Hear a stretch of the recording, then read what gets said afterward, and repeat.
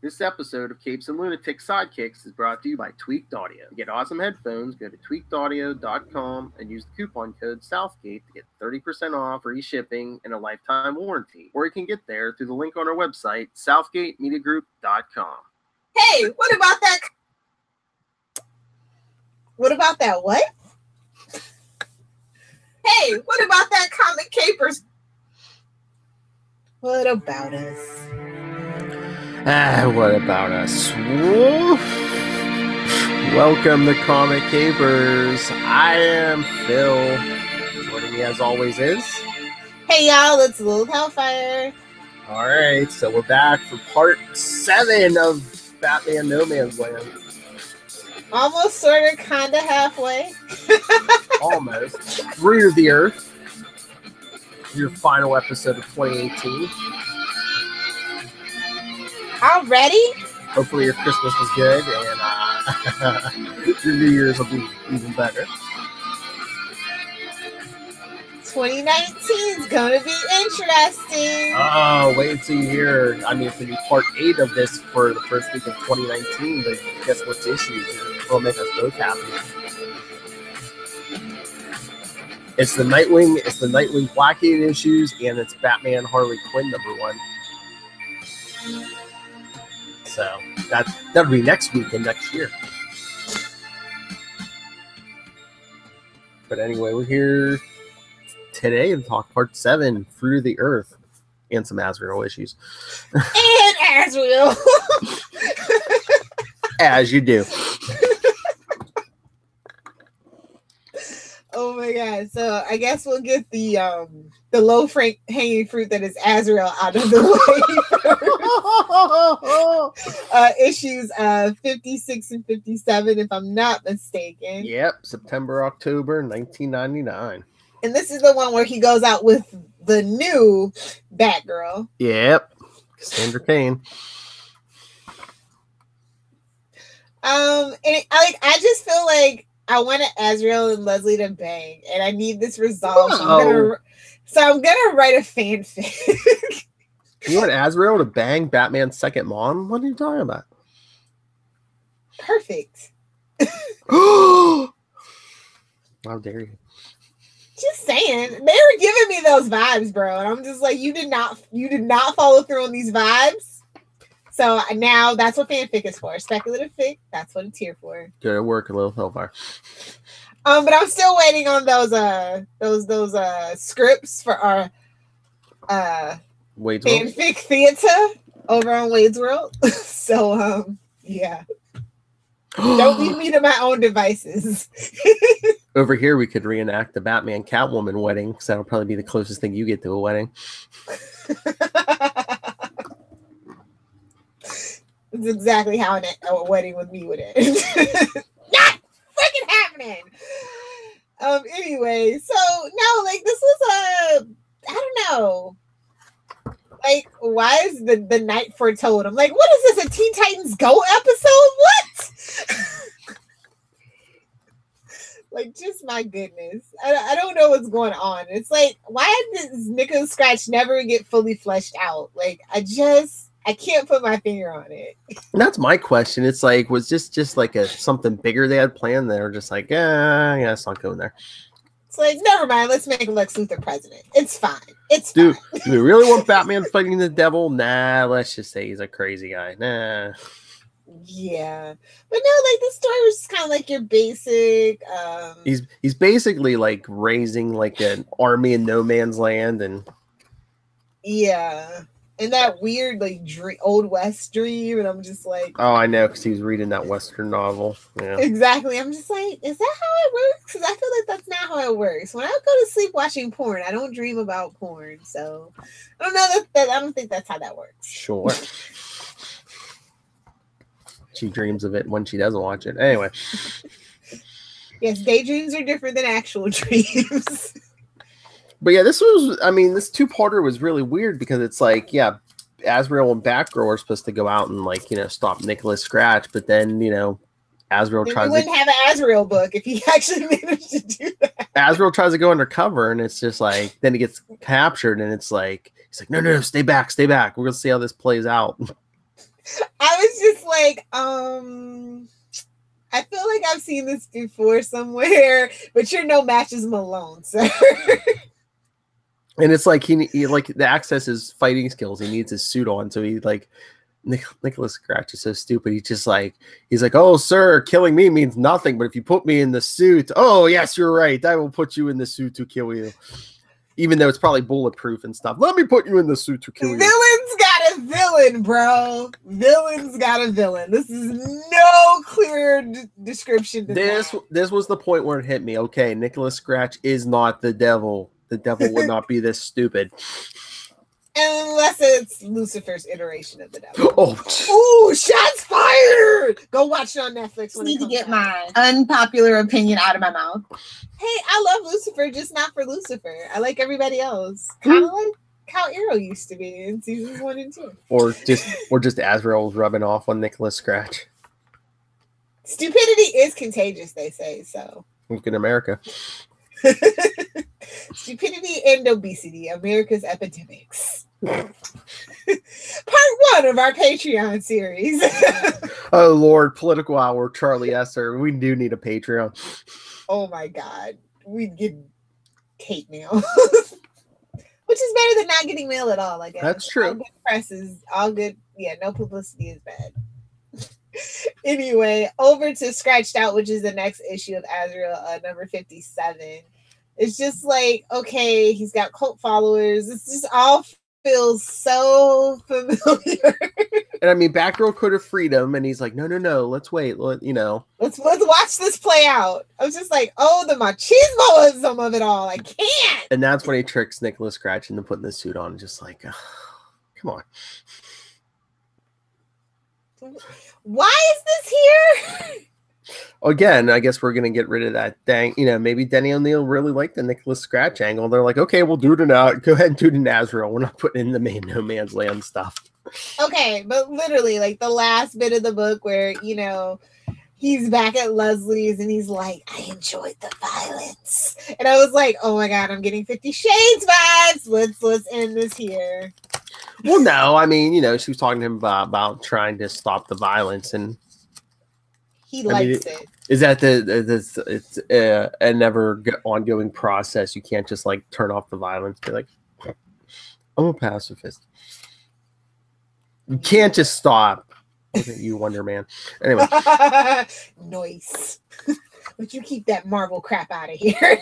But you skipped the best part of Azrael 56, Nightwing cameo. Well, Tim Drake in. I was gonna say you're not squealing over the Tim Drake. Okay. He's coming next week. It'll be fine. That's a little foreshadowing. That's my drop. It's fine. He's coming. It's fine. This podcast is rating. Get it. I'm gonna.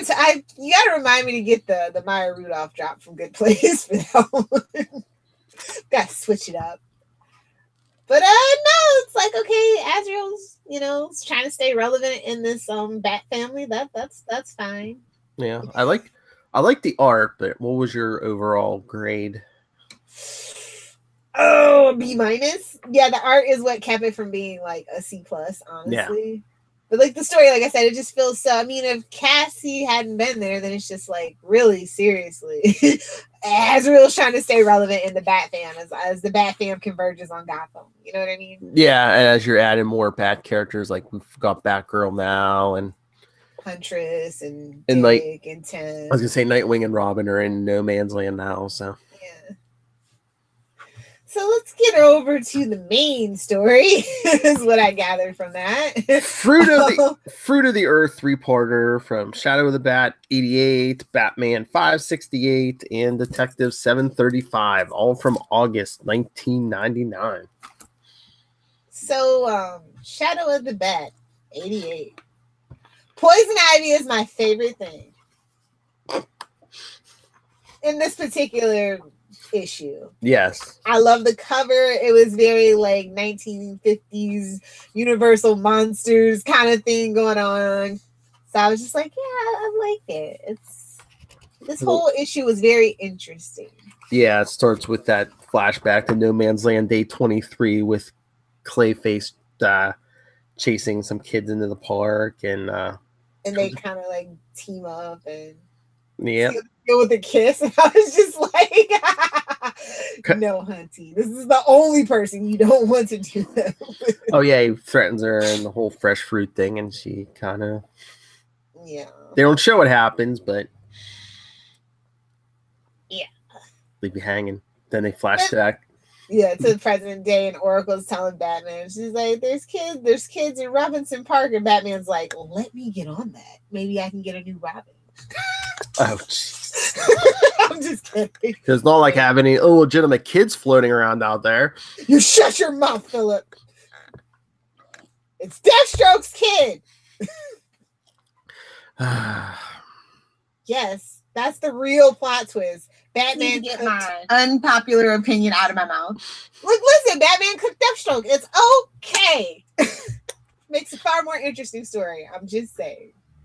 Anyway, yeah. And then of course we got to get the our weekly or monthly scene of Batman threatening Penguin. I was gonna say James Gordon, Jim Gordon, being a total douchebag. But no, it's like, where's the fruit coming from? And I heard poor I just want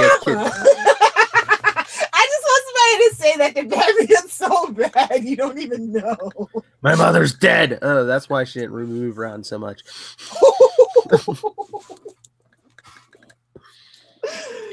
Anyway, yeah, that was a ridiculous scene, by the way.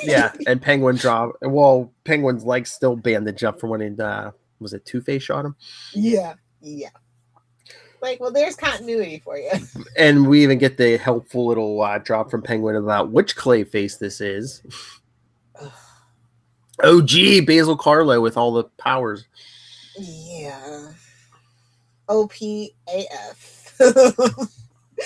My 4 letters for you, sir. Well, they killed off Matt Hagen, so they're like, I like that interpretation a lot better, probably because Batman the Animated Series. Yeah, but that was kind of like an amalgam because I mean Basil Carlo was the actor but Matt Hagen had the powers, but then they gave Basil Carlo the powers and it was just like, yeah. They tried it. It's okay. And don't even get me started on Clayface 3. He couldn't even shape shift. Right? Just basically just a burning man with an ugly face. Yeah, him and Croc can just go like die. But like they're trying to make Clayface a thing again too. So in Croc, so it's just like stop. Just give me Penguin, Riddler. I'm over the Joker. I'm over Harley. Let's just do deep dives of the Rogues Gallery, and it'll be fine. Yeah, that's my personal opinion. Anyway, so then it's like Batman and Robin go to the park, and then I thought you were gonna get to the Gordon part. No one cares. Well, we start to see the cracks in the GCPD where it might start splitting into two factions. Yes. Oh, actually, Petite's leadership. Never trust a man named Petite. That's all I'm saying. Oh. Yeah, we can go off of that. I do not care about the Blue Boys at all in this situation. Unless Batman is slapping Jim, I don't care. Hello. Yes. Anyway, so yeah, Batman and Robin go to the park and they enter the secret lair. I know. Robin's like, how did you know that was there? Because I built it. It's mine, and I'm kicking this heifer out. But yeah, I think isn't this where he makes the drop? He's like, "What do you think I was doing when Dick was Batman?" It's like during the time he was gone, which was like all 3 months. Yeah, and he like built all these cake. Well, it's Bruce. We just, he's the only human among gods, super gods. So we gotta give him a bump. It's fine. This was like 3 months real time. So what in the comics? I was probably like 2 days or something. God, it's comic books. You gotta love them. I know. But yeah, it was just like at the end they find Ivy and those kids in the play, and they're like, "Hey, me!" And I was just like, Somebody turned the table. Yeah. She's either trapped or her and Clayface have gotten a lot more closer. Yeah, that's what it looked like. It's just like maybe he just needs to drink more water. I don't know.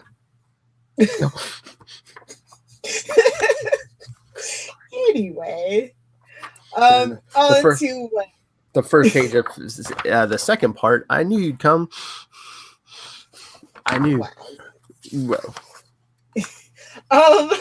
My favorite like exchange, I guess, is between Billy Petite and Huntress, and I'm just like, oh, you two are made for each other. Yeah. Gotham is that whole thing, and I'm just like, no, Huntress, no.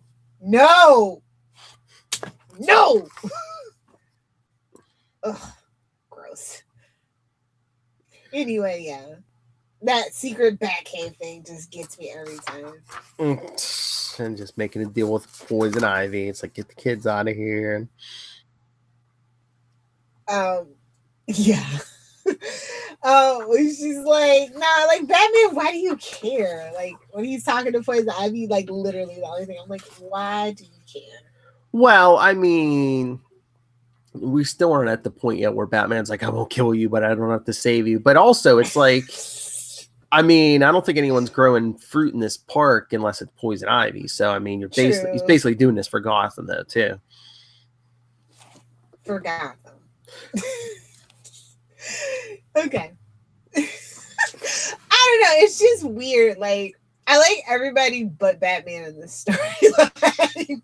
I know he just comes off as, like, really weird. Like, not the Batman that, before this situation happened. Like, Batman had gone through a lot up to this point, like, in a very short span of time. And so I feel like before No Man's Land happened, he still wasn't quite the Batman that the fans wanted and or needed. And so it still kind of just sticks out, his actions, his motivations, how he speaks and stuff with people. Well, I think that's the other thing with No Man's Land, too, because every so often, I mean, Greg Rucka did a lot of the writing, but, then you'd swap out artists or writers and stuff for each arc, and it's like, is your Batman kind of going to get a little, seems like a personality keeps shifting, so you have all these writers in there? Yeah, it's almost like the modern Deadpool issue that we're having right now. Yeah.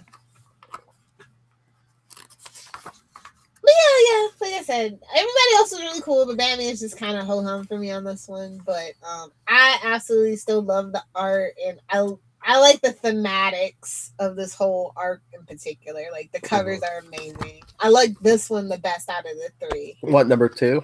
Yeah. Yeah, me too, yeah. So, yeah. Yeah, are those, like, painted? I think so. That's what it looks like. It's kind of almost like the... Who am I thinking of? I'm having a brain fart. I'm having a Charlie Esser right now.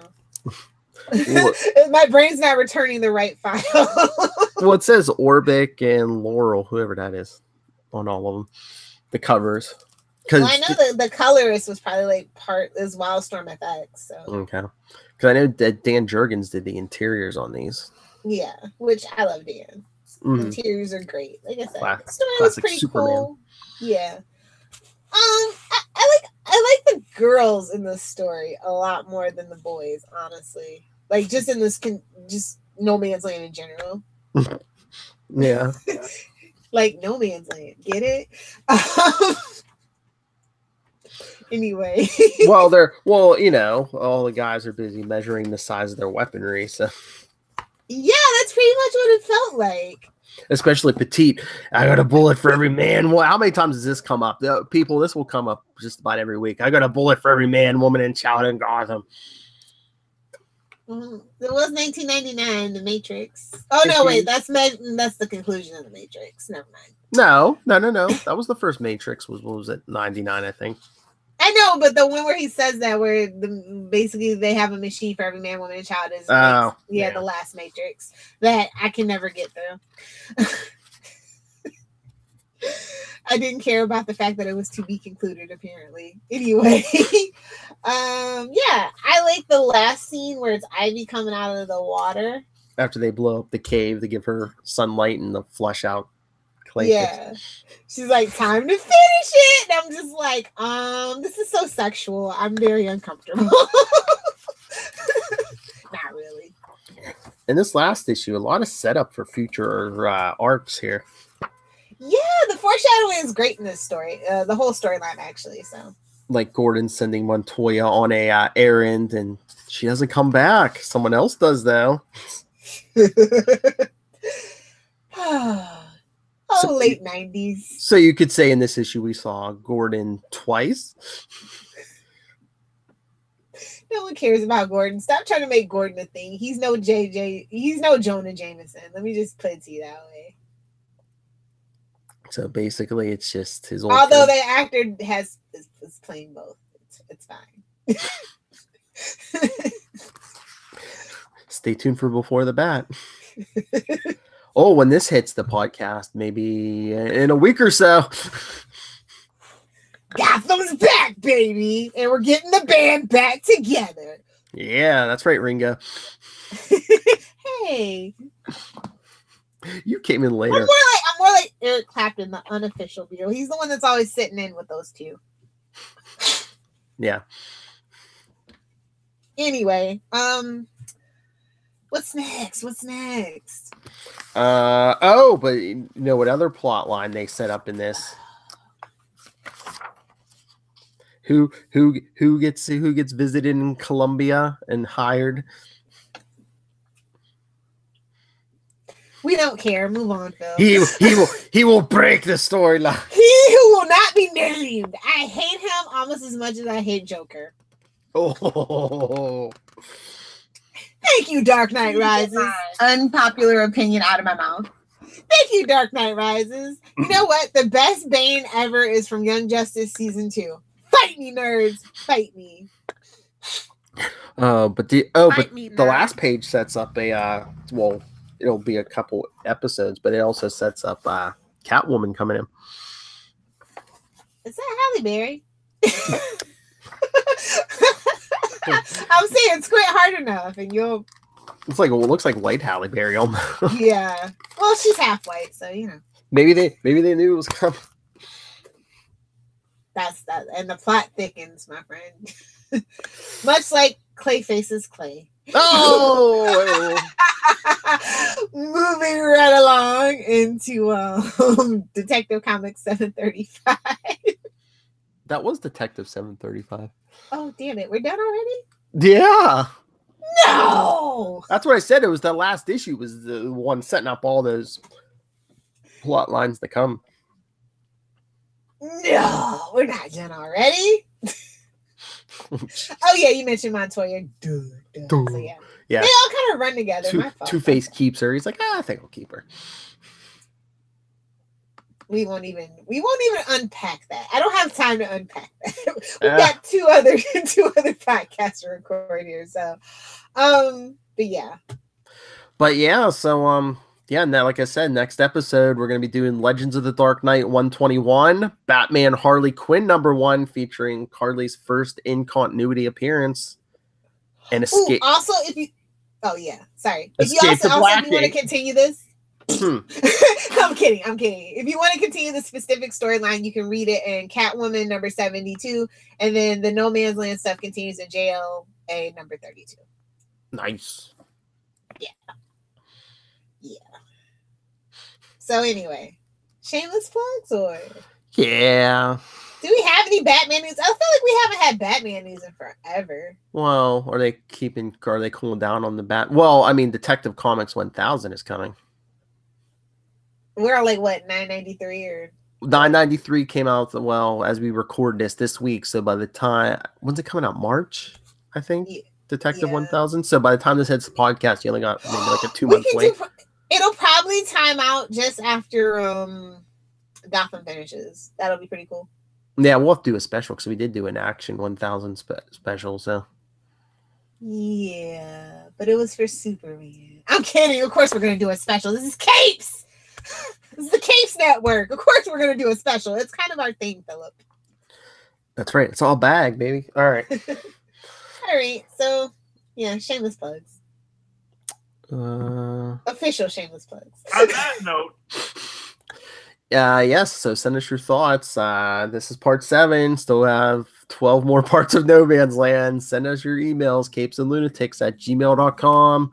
Follow Comic Capers on Facebook, on Twitter at Comic Capers Pod.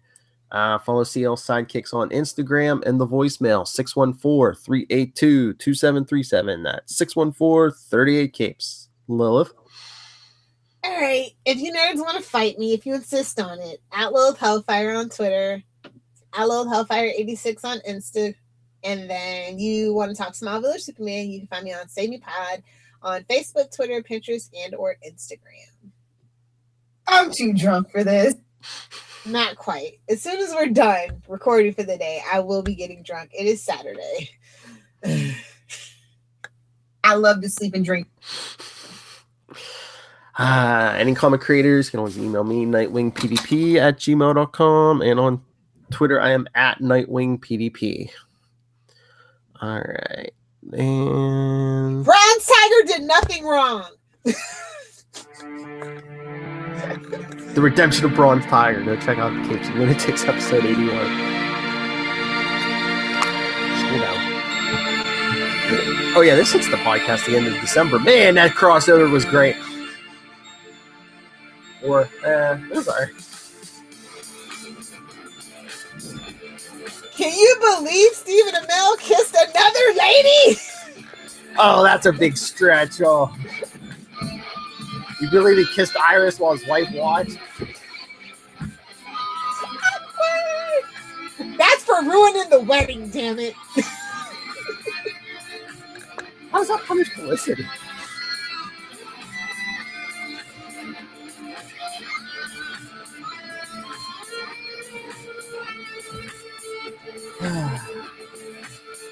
A mess. Just the way we like it. Ew.